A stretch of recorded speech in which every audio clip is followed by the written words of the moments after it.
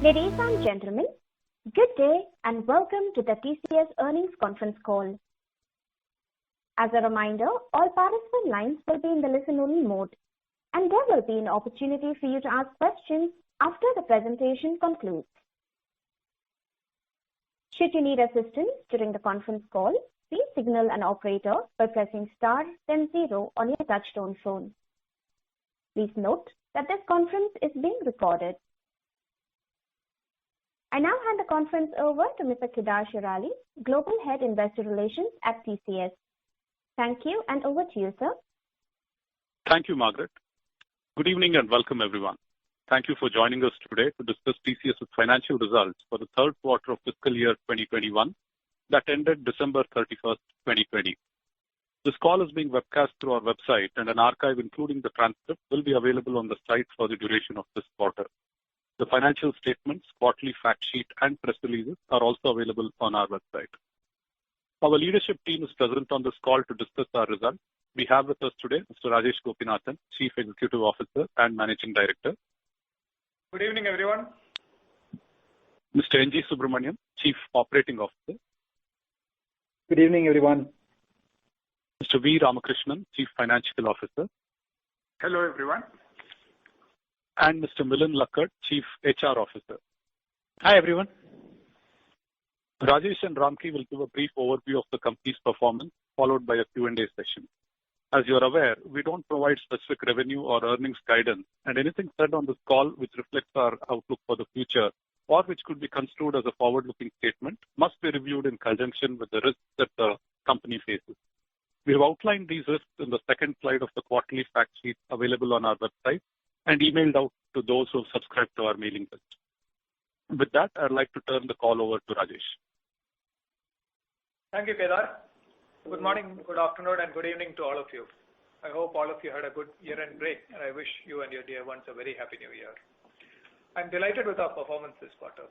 The strong demand for core transformation services, market share gains, and quick revenue conversion from all the deals we won earlier helped us build up a robust momentum that overcome seasonal weaknesses and post one of our strongest sequential growth figures for a December quarter. Our revenue grew 4.1% quarter-on-quarter in constant currency and 5.1% in dollar terms and 4.7% in rupee terms. The growth momentum of the last two quarters also helped us get back to growth on a year-on-year basis, one quarter ahead of what we had originally expected in April at the start of the pandemic. On a year-on-year basis, we grew 0.4% in constant currency terms, 2.1% in dollar terms, and 5.4% in rupee terms. The strong top-line performance was matched by our various operating metrics, reflecting the power, flexibility, and responsiveness of the SBWS operating model that we have spoken about many times in the past. Our operating margin for the quarter was 26.6%, an expansion of 0.4% Q-on-Q, and 1.6% year-on-year. Our net margin was at 20.7%. I'll now ask Ramki to go over all the headline numbers and the financial and segmental performance, and I'll come back later to talk about the demand trends. Over to you, Ramki. Yeah, thank you, Rajesh. I'll now go through the headline numbers. In the third quarter FY21, our revenue grew 4.1% sequentially on a constant currency basis. This is the strongest December quarter growth we have had in 9 years. Reported revenue in INR was rupees 420.15 billion, a quarter-on-growth of 4.7%. In USD terms, revenue was $5.702 billion, which is quarter-on-quarter growth of 5.1%. To come to the segmental details for the quarter, as a reminder, I'll be sharing quarter-on-quarter growth numbers in constant currency terms. Our largest two business verticals, BFSI and retail, showed good sequential growth in a seasonally weak quarter. BFSI grew 2% quarter-on-quarter, one of its best December quarters in the recent past, and adjusted for seasonal headwinds, a performance on par with Q2. Growth was well-rounded across all geographies except APAC and sub-verticals. The business themes that drove customer spending during the quarter included customer experience enhancement, new product initiatives, regulatory work, and ESG initiatives. From a technology perspective, This translated into investments in call center modernization, analytics and insights, workplace transformation, cloud adoption, core modernization, and cybersecurity. One last point on BFSI. Of the two large deals we signed in Q3, the Prudential Financial deal was closed in mid-December, but very little to the revenue was added in this quarter. And the Postbank Systems deal was closed actually on January 1st. The retail cluster grew 3.1% despite the seasonal softness of the holiday season and continued weakness in discretionary retail, CPG, and the travel and hospitality subverticals. US retail showed good recovery, followed by Europe and UK. Retailers continued to spend on initiatives to enhance customer experience, reimagine customer journeys by providing a seamless experience across channels, optimize fulfillment costs, and find ways to leverage the physical store to provide value-added services and experiences. The life sciences and healthcare vertical continued to outperform, growing 5.2% sequentially and 18.2% on a year-on-year basis. Other verticals also showed good growth. Manufacturing grew 7.1%, communications and media 5.5%, and technology services 0.8%. On a year-on-year basis, constant currency basis, life sciences and healthcare continued to grow in double digits at 18.2%. BFSI and technology and services both moved into the positive territory, growing 2.4% each, while others continued to be below the December 2019 levels. By geography, sequential growth was led by North America plus 3.3%, India plus 18.1%, UK plus 4.5%, and Continental Europe plus 2.5%. Other markets grew as well, with and Asia Pacific growing 2.6%, MEA 6.7%, and Latin America 3.1%, all positive. Coming to products and platforms, our portfolio of award-winning products and platforms continued to grow well. Ignio, our suite of cognitive automation software, acquired 8 new logos in Q3 and saw 7 customers go live on the product. During the quarter, the product won 3 more awards and was granted 2 more patents, bringing the total to 27 patents granted till date. As customers embark on their cloud transformation journeys and look to redeploy their talent from business as usual tasks to transformational projects, they are deploying Ignio's various solutions in very creative use cases to proactively monitor their infrastructure, automate routine maintenance activities, create self-healing capabilities, and build operational resilience. A European multinational chemical company is using Ignio's Health Check dashboard to proactively monitor SAP operations around BASIS, ABAP, and the core ECC technical stack. Ignio provides startup day business checks around a range of transactions, looking out for system unavailability, performance analysis, license expiry, etc. Such proactive monitoring helps preempt issues before they arise and avoid business disruptions due to system outages. An American life sciences multinational is using Ignio to manage its Azure, AWS, and GCP-based cloud operations. Over 5,500 virtual machines and 100% of incidents are currently being managed by Ignio with a 36% automation index within weeks of implementation. Another North American utility is using Ignio for user group management, cloud waste, cloud infrastructure migration, drive space administration, and patch management. Ignio helps detect, qualify, and report wasteful resources on the cloud using its contextual knowledge of operations, helping the customer reap the full economic benefits of its cloud usage. Coming to TCS BaNCS, our flagship product suite in the financial services domain, it had 5 new wins and 6 go-lives in Q3. We had 2 new wins for our digital banking product, 2 for our wealth management solution, and 1 for payments. This includes one of the largest deal wins ever when TCS BaNCS was selected as a preferred cloud-based platform for its wealth management business in the US by a global investment bank. The Quartz Smart Ledger solution had 4 new wins and 1 go live in Q3. Tier 2 customers are discovering all kinds of areas in their businesses where Quartz can transform their operations and are deploying it in an ever-expanding set of unique use cases, often the first of their kind in the world. A global investment bank has selected Quartz Surveillance, a next-generation blockchain plus AI solution for trade surveillance for U.S. wealth management operations. A leading energy and urban development corporation in Singapore has used the Quartz DevKit solution to build a blockchain-based system for buying, selling, and transferring of renewable energy certificates. In a first of its kind, one of the largest global custodian banks in the US has deployed Quartz Announcements as part of modernizing its asset servicing offering and replacing in-house legacy systems.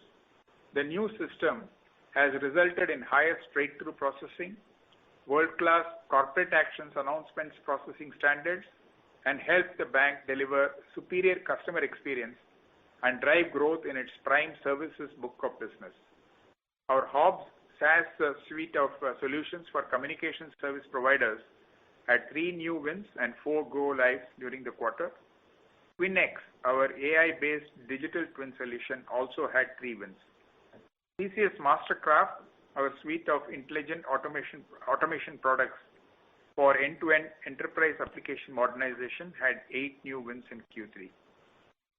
Coming to client metrics, our client metrics stayed more or less flattish in Q3 versus the prior quarter.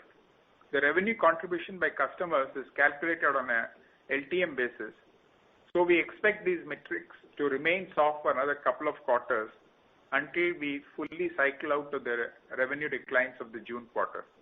At the end of Q3, we had 48 clients in the $100 million plus band, 97 clients in the $50 million plus band, 229 clients in the $20 million plus band, 386 clients in the $10 million plus band, 565 clients in the $5 million band, and 1,077 clients in the $1 million plus band.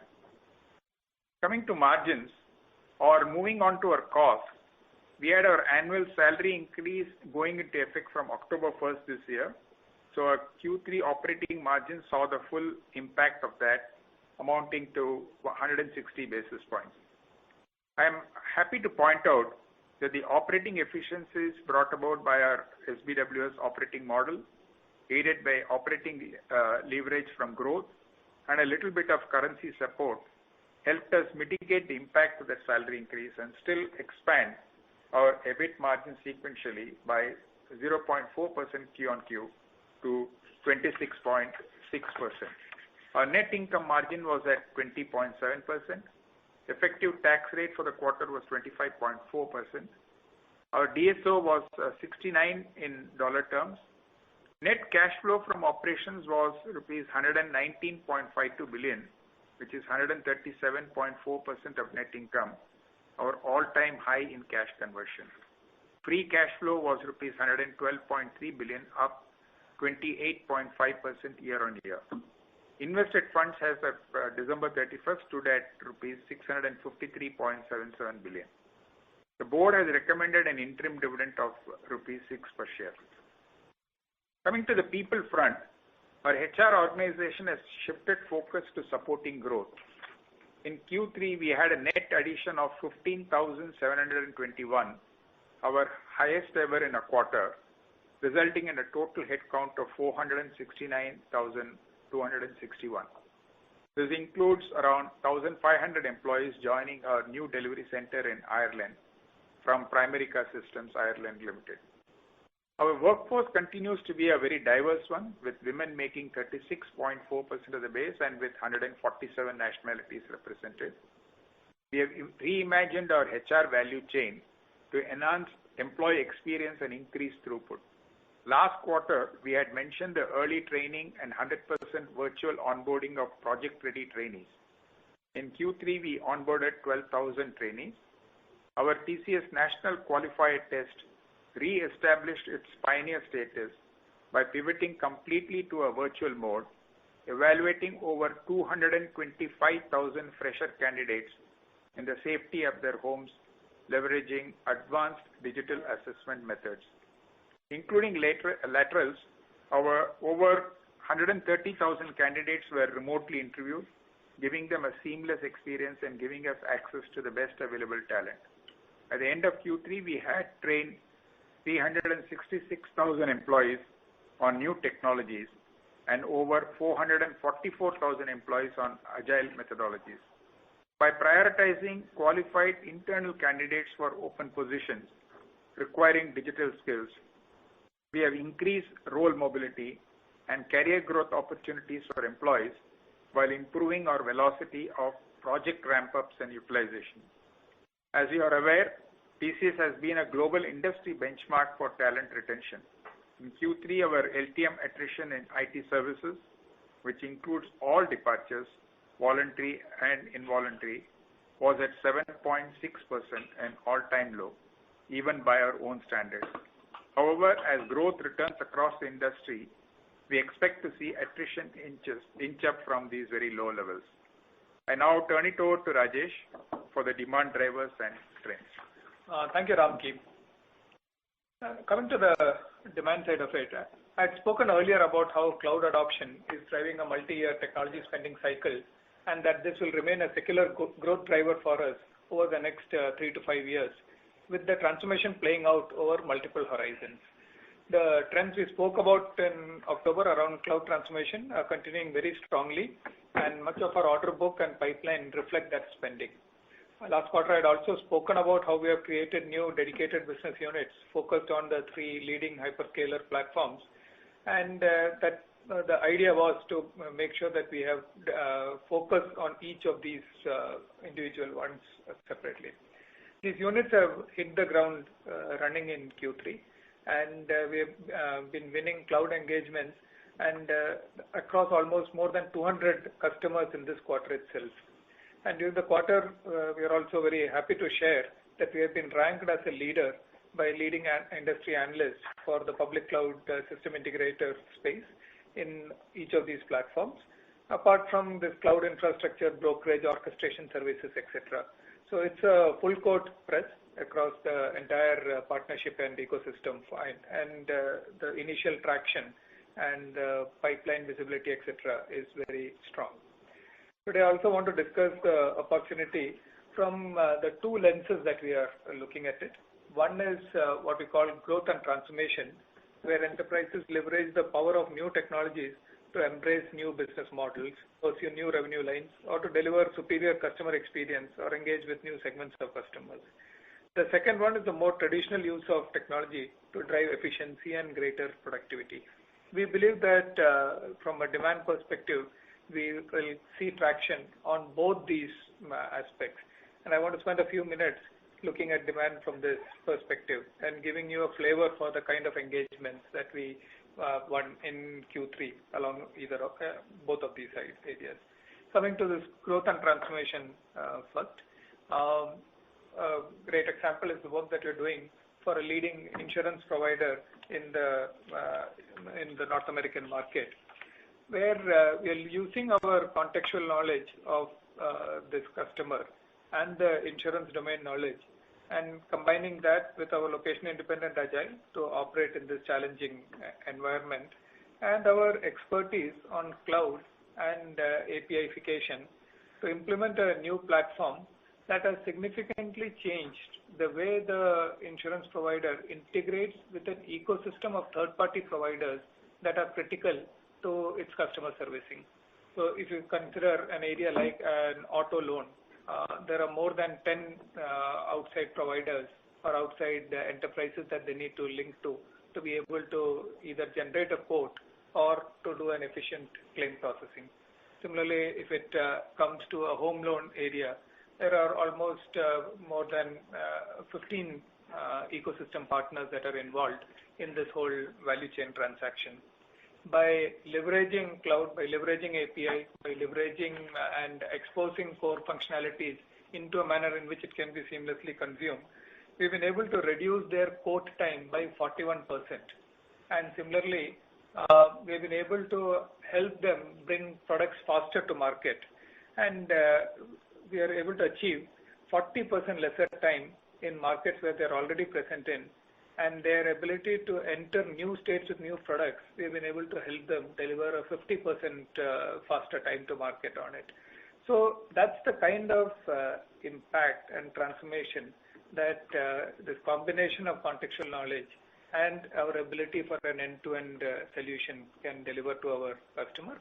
And all of this translates into being able to get into new markets, deliver new products, and in this specific case, the Net Promoter Score also went up by 10 points. So similarly, for another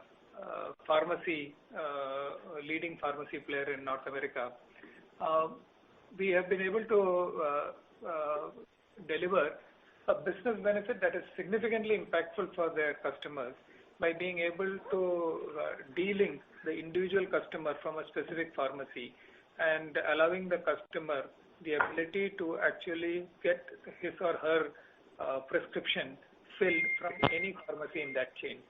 And underlying this is, of course, the transformation of the pharmacy system, migration of that into a cloud-based infrastructure, and ability to ensure that data analytics, security, audit, all of that is able to be done in a node-independent manner and be able to deliver that to the customer. The flip side for a solution like this, from the pharmacy perspective, is that if an individual pharmacy node starts becoming a bottleneck with more customers than originally expected, they can actually farm out part of the work and leverage pharmacists available in other nodes which are currently free, and part of the work can be actually farmed out. Similarly, we are also able to use advanced AI/ML techniques to actually predict the nature of that load, and in certain cases, some of the formulations are very time sensitive, and therefore being able to predict that and predict when that customer will come in which node significantly reduces wastage and improves customer experience. So these are examples of how cloud transformation goes beyond pure infrastructure, and talking about how we leverage these native capabilities and also how this ecosystem kind of transformation helps. We have similarly worked with leading airline group, one of the airline conglomerations, where we have transformed. Typically, these groups have been able to deliver end-to-end reservations, but we have been able to extend that to end-to-end inter-airline baggage checking, baggage verification, travel document verification, so that security standards, underlying validations are being transferred airline to airline. They can meet their individual regulatory requirements. And once again, by exposing it onto the cloud, by actually delivering on that borderless enterprise promise, we can significantly improve both efficiency and customer experience. So that's one area around the cloud-based transformation. Another big area that we are seeing, which is also linked in some way to this idea of borderless organizations, is this increased volume of corporate restructuring, M&A, mergers and divestitures, etc., that we are seeing. And we see this as accelerating part of our customer strategy as they realign themselves to the new industry norms. And this is a space that we have been investing in significantly and enhancing our capability to participate across the value chain. So we have been setting up capabilities on both integration as well as divestiture planning, day one readiness, running the integration management office, and being able to ensure that this whole idea of a TSA is removed and we can get to seamless operations in the least possible manner. For one of the leading health insurance providers, we have been able to carve out their group insurance business with around 3,000 people and deliver that in a manner in which that carve out was fully functional across all its operational parameters from day one of the separation, so that there is no lag in that whole activity. So this space, we believe, will both accelerate because of the business realities around us, as well as this idea of borderless organization allows for logical separations and logical integrations of businesses both inside enterprises and across multiple enterprises. The other big area that we are seeing is in the area of supply chain. For example, for one of the leading cement manufacturers in India, we have been able to transform the way they do supply chain optimization. They need to do one-day demand fulfillment in an environment with very highly fluctuating demand outlook and a very noisy environment in terms of data points across almost 2,000 distribution nodes. Again, being able to integrate the data, clean up the data structure in a manner in which learning algorithms can be deployed, and integrating that with our platform solutions allows for providing that kind of high certainty and reduced stockouts and reduced outages across their entire distribution network. We are also participating significantly in customer experience side, leveraging these kind of combination of mobile and cloud applications. For one of the leading European postal operators, we are helping them transform and deal with the e-commerce era and the email era, where they're moving away from delivering letters to delivering packages and moving to a customer-oriented delivery schedule. So we have helped them actually enable their customers to select delivery windows in a 2-hour window rather than an 8-hour or a 1-day kind of scenario that they were used to. This one has resulted in more than 500,000 downloads of that app for them, and customer NPS improving by 5 points. And they are expecting in their country to be the leading provider on the package and courier side of it. So these are the kind of transformation opportunities and the transformation engagements which give us the confidence and the excitement on the long-term prospects that we have been speaking about. The story is equally powerful on the operations transformation side. We have been significantly investing in integrating our multiple solutions across operations and automation as part of our MFDM journey. We have now integrated our solution suites into what we call the Cognix platform.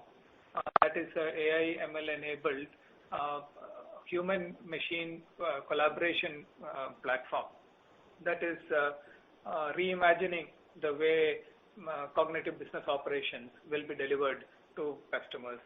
I want to give you a very classical example of how we have been able to use it in a B2B scenario for one of our leading customers in the workforce management space, one of the largest ones in the world.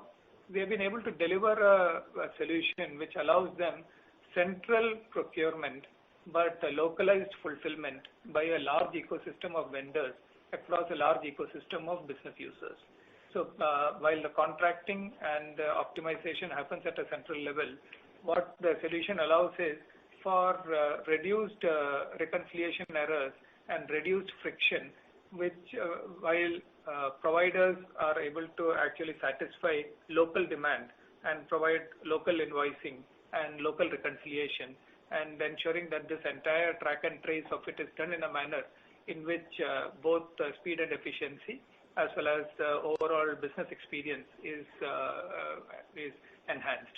And this scenario is in an abstracted form very similar to any B2B procurement in a multi-node kind of scenario where both the purchase organization, or rather the user organization, and the supplier organization is going to do a multi-point to multi-point fulfillment. So these are examples of the kind of work that is getting enabled by the large-scale transformation that is currently going on, and in which our teams are participating. And that's the nature of demand that makes us so excited about the opportunity looking forward.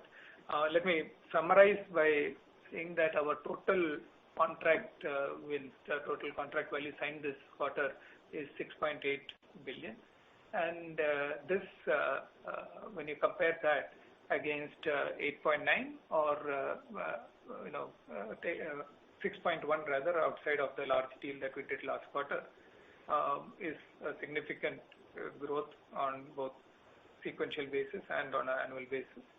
And if you look at its components also, BFSI has delivered 2.6 billion TCV in this quarter. Only one of the two deals that we've spoken about in the past is counted here. The other deal closure happened early Jan, so that's not counted in this. So BFSI demand is also very strong, and we're very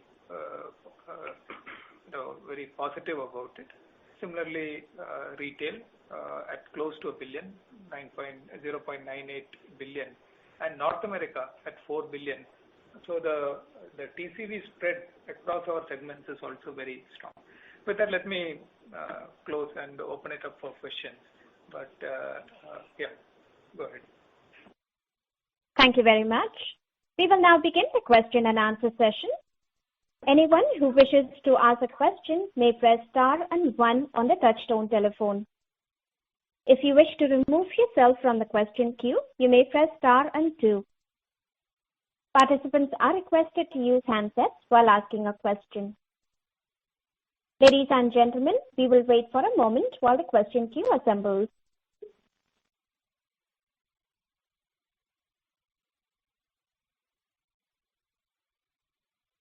The first question is from the line of Yogesh Aggarwal from HSBC. Please go ahead. Yeah, hi. Good evening, everyone. Great quarter. Just have a couple of questions. Firstly, Rajesh, if you look at from a macro standpoint, almost every vertical was impacted differently. Some verticals actually got benefited from pandemic as well. But your growth is broadly great across all the verticals. So what is happening? Are the customers behaving the same manner even if their business is getting impacted versus benefiting, or the type of services are different but the net result is same for you? And related to that, did you see any kind of budget flush this time, as most CIOs won't have been able to spend their budget last year through the year? Thanks, Yogesh.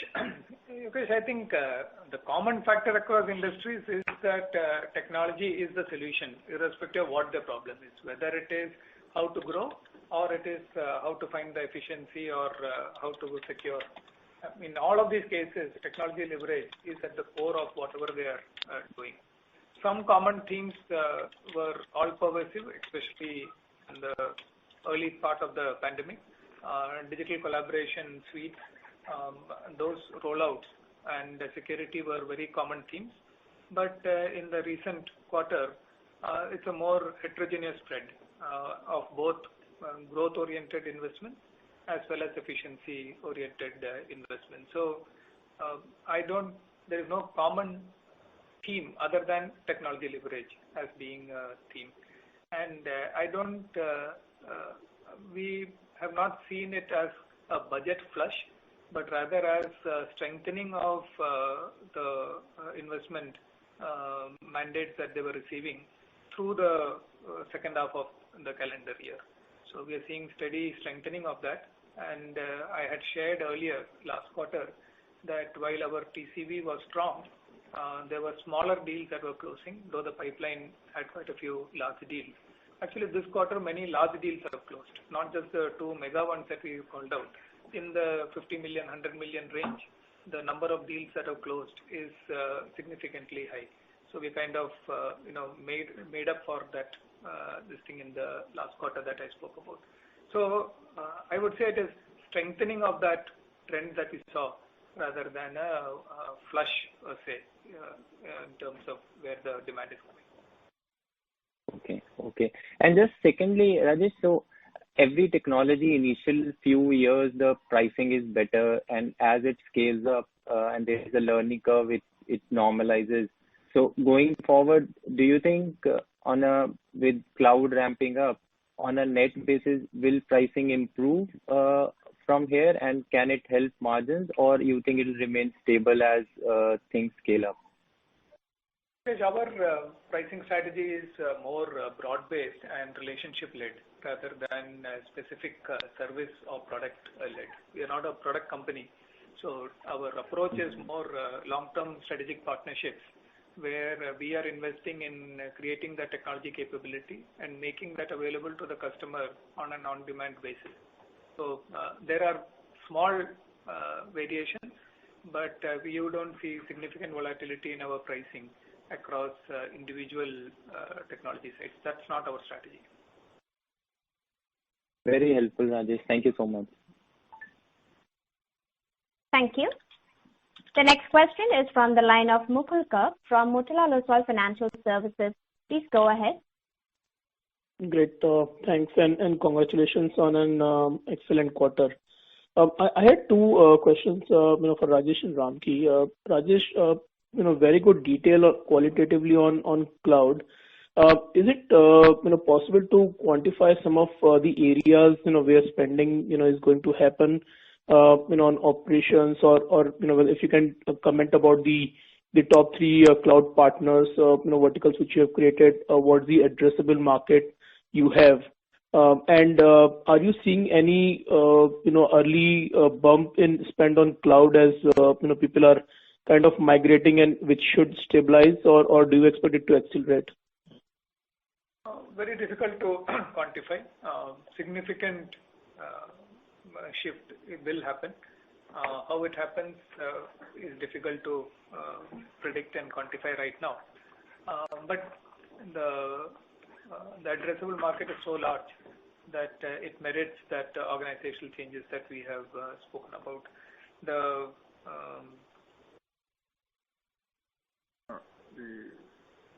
work structure, what verticals have you created?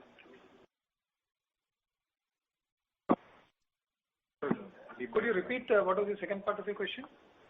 Yeah, so second part of question was, you definitely have seen 2 quarters of very strong growth. Would you attribute partially to increased pickup in cloud spending, which should settle down as as clients kind of move more into the maturity phase, or do you expect cloud to accelerate further? Again, sorry, we are keeping on saying difficult to quantify, but think about it this way that, as I said, the lens to see it is what we have shared with you as the multi-horizon strategy. An enterprise the first value proposition is the migration of the infrastructure to the cloud. And second, after that comes this actual rollout of programs that capitalize on that native capability and use it. So some of the examples that I told you, for example, the ecosystem integration, or rather the pharmacy one that I told, these are all, when you think about it logically, they come easier when you are onto a common fabric of cloud. And the other one, the insurance one, the ecosystem integration, once again, those are business model changes and enabled by the fact that you are onto some kind of a common, discovery-based infrastructure. So, A is the first is about the immediate basic demand from cloud.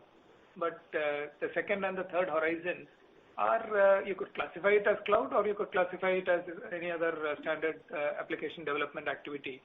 But that is why we characterize cloud as a new ERP, because the incremental functionality and the incremental differentiation will happen on these platforms, and that we can classify whichever way, but that will definitely be a big driver of future demand. Got it. Ramki, just quickly on margins, this quarter margin performance was quite commendable. But if I look at the INR, employee expenses per employee that has come down a bit versus Q2. What would you characterize besides lower attrition or maybe some currency impact? Is there some benefit from variable pay or what is leading to the lower increase in employee cost? I think one of the things which is we talked about this new adding of people in Ireland, for instance. The employees have just come at the end of the quarter, right? So when you do the arithmetic, so your denominator is higher, but the revenue from that will come into the subsequent quarter. So other than that, there is no other structurally or anything to explain this. And to your question, our variable pay has been 100% in both last quarter as well as the quarter before that. And we have gone through the year promotions. We continued the cycle as normal. The volumes were more based on what the actual business volumes were. And salary increases also we have rolled out from H2 onwards, which is fully reflected in it. So none of that thing is. So your question, this is inclusive of everything. No one-offs. Okay. Thank you. Thanks for taking my questions. Thank you. The next question is from the line of Ankur Rudra from JP Morgan. Please go ahead. Thank you and congrats on stellar execution.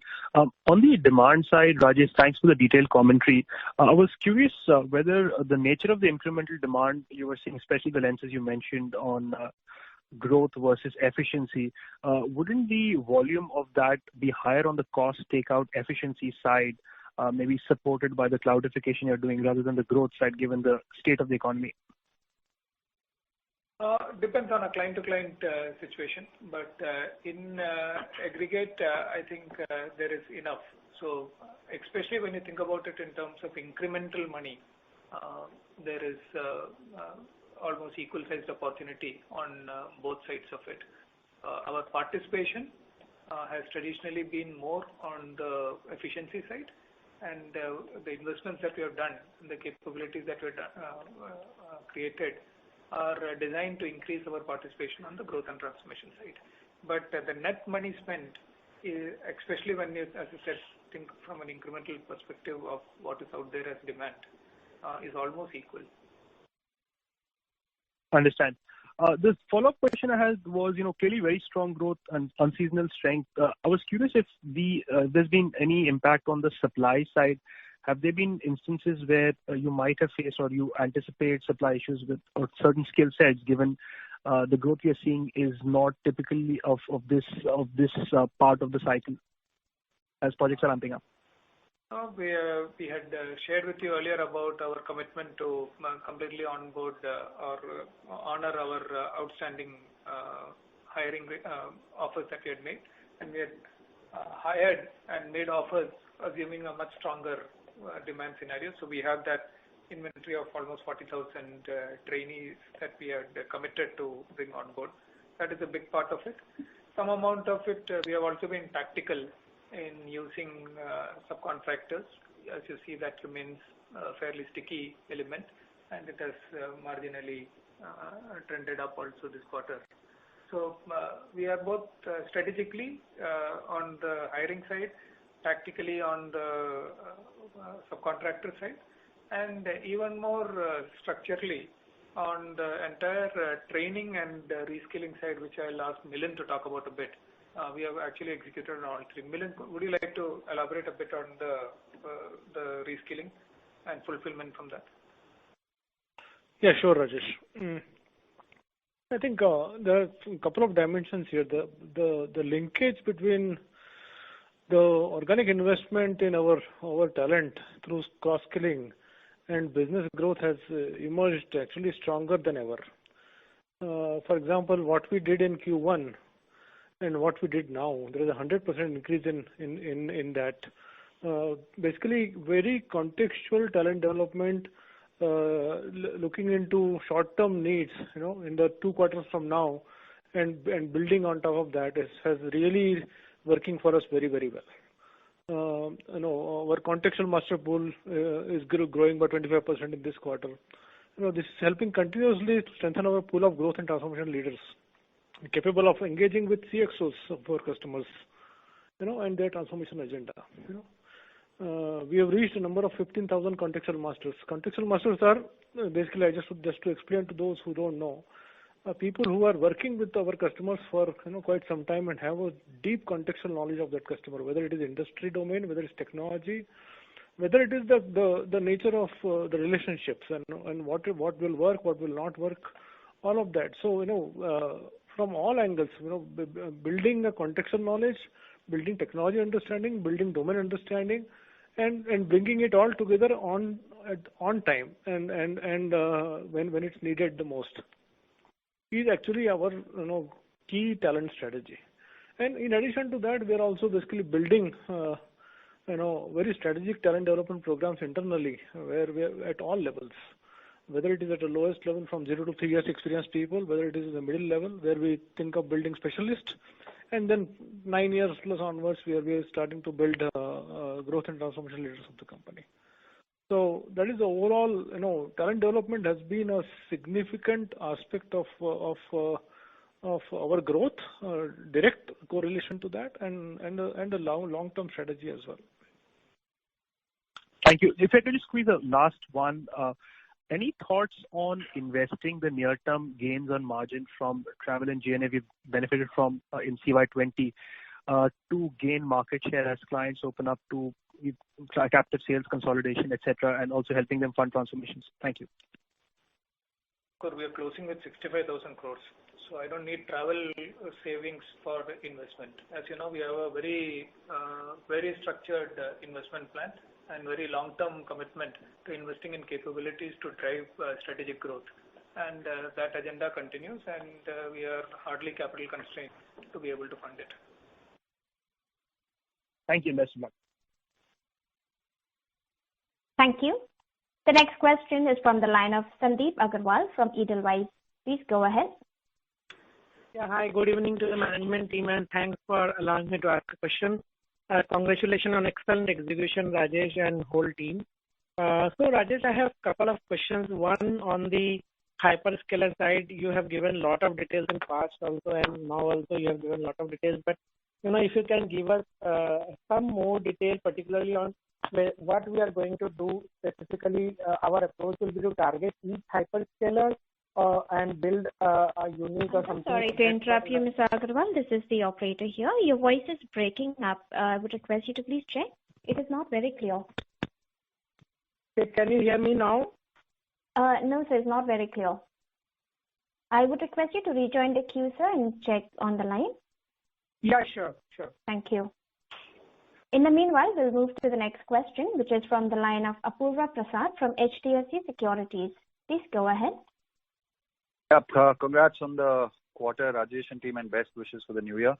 So while, the performance has been fairly consistent with, I think, what you said in the first quarter, it'll be interesting to know which are the areas that perform better than your anticipation versus at the beginning of the quarter. So be it in terms of any verticals or sub-verticals or in terms of maybe stronger deal transition or faster conversion.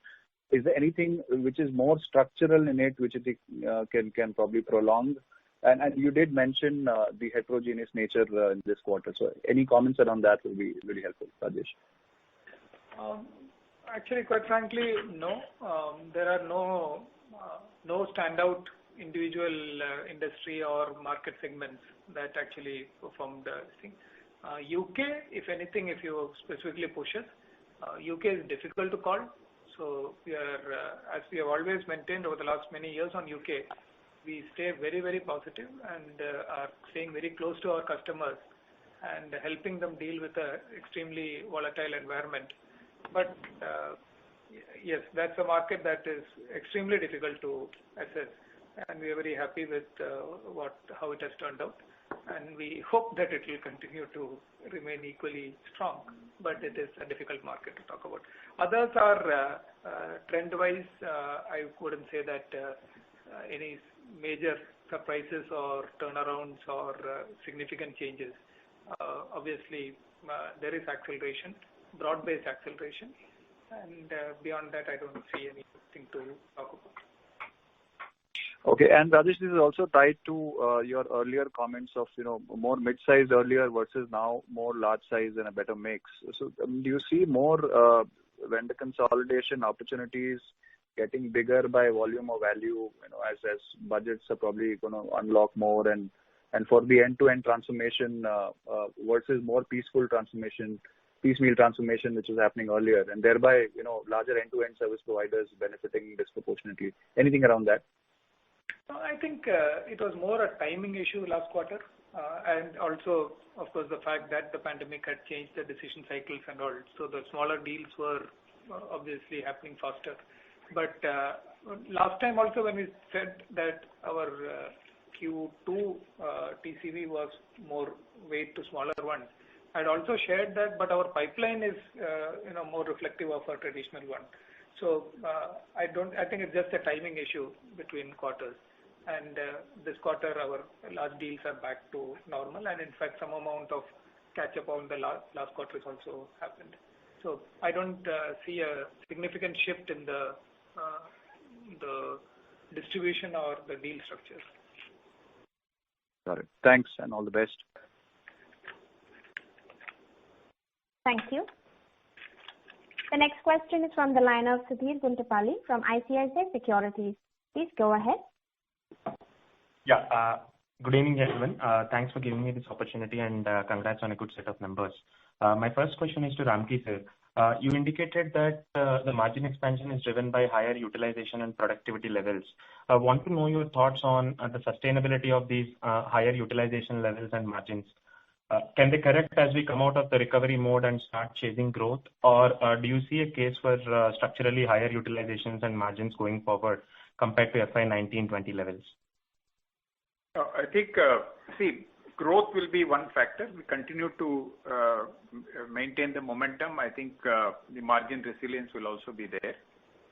From other drivers, like whether it is utilization or productivity or leverage, etc., we'll continue to see where there are opportunities, and we'll continue to improve, because large organization with more than 470,000 people, there will always be areas where we can work on some of those aspects. So we continue to stay focused on where we think the businesses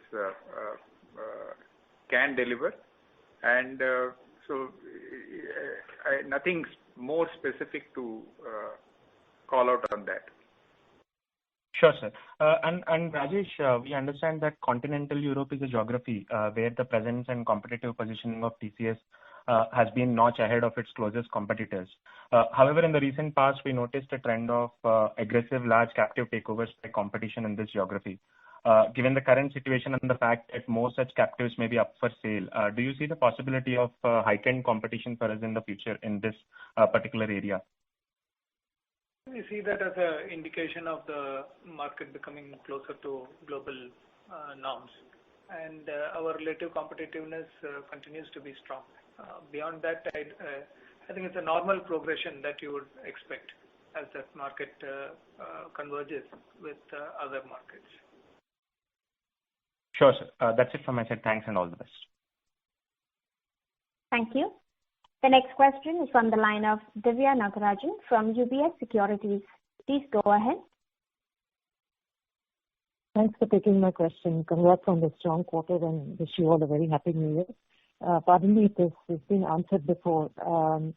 You have spoken about how next year you're looking at getting back to a double-digit run rate, and we have seen a fair amount of margin upside as well. How should we think about your 26-28% aspirations going into next year? Will the revenue lift then help you kind of get firmly back into that range? You're already there, but from a full year basis, do you think that's a sustainable number, even if some of your costs like hiring and further wage hikes should recur? Divya, you were asking about revenue or margin? Margins. The 26-28% range that has been your target for a while. The margin, how do you think about this for the next year?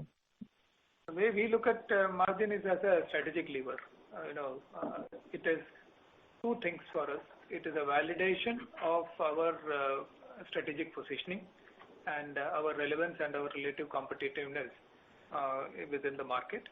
Secondly, from a tactical perspective, it is a strategic lever for us because it gives us the headroom required to participate in more complex and longer term kind of deal structures when the right opportunities come about.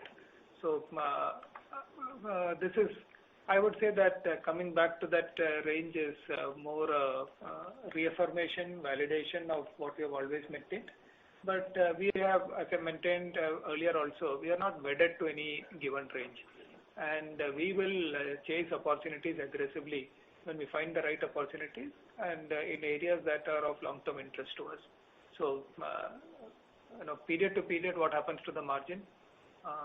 It will be a combination of that, plus the environment in terms of where the currency is, and also some of the other elements like attrition, etc. So we're not that worried about that, but we are very interested that over a cycle we are able to bring it back and then be able to use that as a lever to feed our growth. Got that. And the second point was something you just alluded to, attrition. We've seen attrition come down to a very, very healthy number right now. Is this a sustainable, or should we think about this as a new level where things are likely to be in a shorter range or a narrower range going forward, or as the industry starts to hire more meaningfully into the next 12, 18 months, do you expect this to start inching up a bit towards where you used to be a few quarters ago?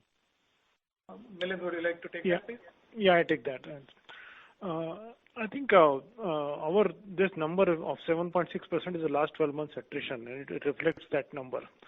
Going forward, we expect the number to actually, will obviously go up a bit, but whether it will come to original levels or not, we don't know yet.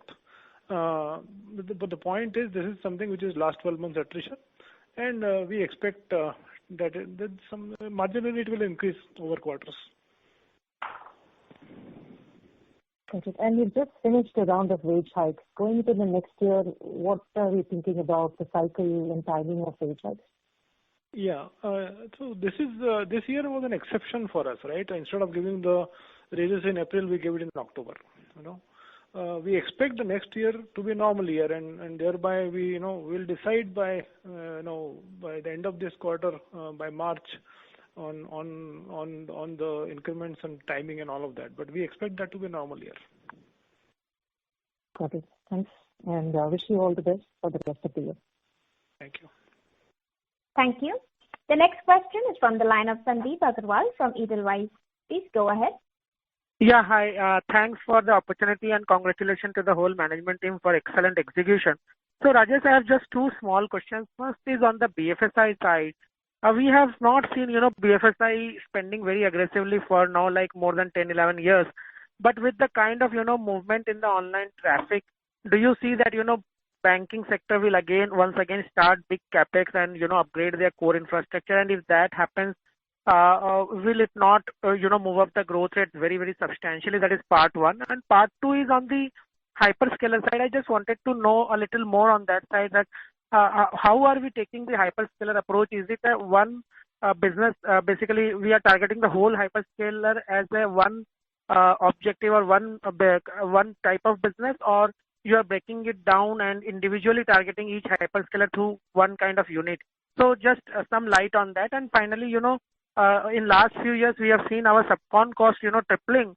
So now, with this work from home and other things, will it recede to a substantially lower level? What I mean by tripling is that, few of the players in the industry have tripled, some have seen substantial increase. So will it recede significantly from here, or you think, there is a limited room there? See, the BFSI demand, there are multiple levers that we think will drive long-term BFSI demand. One is related to the whole public cloud space. Almost all our customers in the BFSI space are either already have some kind of a public cloud strategy or are currently experimenting with it. But substantial workloads have not shifted, and there are still lingering issues being sorted out, both from redundancy perspective, security perspective, validation, etc. And also there is acceptance, but not complete large-scale adoption yet across the client universe. So, which means that there is significant headroom, because almost everybody is now conceptually aligned that that is the right way to go, and that is the only way to go, in fact, and with the multi-cloud hybrid kind of structure. So that will be a fairly long-term demand driver, and it is linked to the overall plan that we have spoken about. Similarly, from a product perspective, wealth management is a huge aspect of realignment that many of our customers are doing, and there is significant amount of investment going into that space. And given our very strong domain capabilities and both product and platform capabilities, we are participating very well in that space. Other elements like customer experience, etc., continue to be. So, and insurance is another one that is significantly leveraging cloud to change its operating parameters and the way it is structured in terms of its complex operations. So we see fairly robust long-term demand drivers in this space, and as the largest service provider to the BFSI industry globally, we are very well positioned to participate in this upside. The question that you had about hyperscalers, the units that you set up are dedicated units by each of these large platforms, and we believe that when you take a slightly longer term, 5-year plus kind of a view, each of them will evolve in their own unique ways, and therefore it is important that we invest and create those kind of differentiated capabilities which will drive long-term value creation for customers. And on the subcontractor side, Milind, would you like to take that, or maybe rather NGS, you want to address that? I think the question was about our long-term strategy towards subcontractors and how SBWS and work from home, does it impact our subcontractor strategy? Thanks, Rajesh. I think, you answered that in the earlier question also. I think, we have been proactively investing in building the skills organically, and that is our strategic priority, and that's something that, has paid us rich dividends, which we will continue to do.